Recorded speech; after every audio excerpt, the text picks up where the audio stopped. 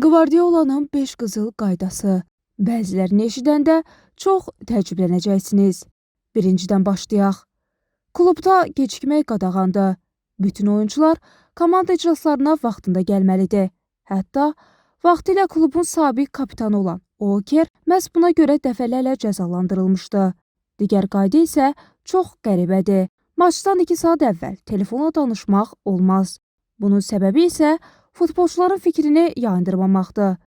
Üçüncüsü oyuncuların ən böyük bəlasıdır. Məşqdən əvvəl hər bir futbolçunun çəkisi ölçülür, artıq kilosu olanların maaşından azalmalar edilir və ya akademiyadan olan oyunculara bud salmaq məcburiyyətində qalırlar. Dördüncüsü isə De Bruyne'nin rəhbərlik etdiyi bir vəziyyətdir. Məşqdən sonra paltarlarını yumaq üçün çamaşırxanaya aparmayanlara növbəti məşq zamanı bütün əşyalar topladılır. Qvardiola üçün ən vacib olan sonuncuya gəldik.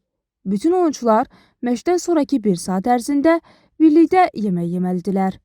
Qvardiolanın fikrincə, bu ailə olmağın ilk qaydasıdır. Sizcə, bu qaydalardan hansı daha sərtdir?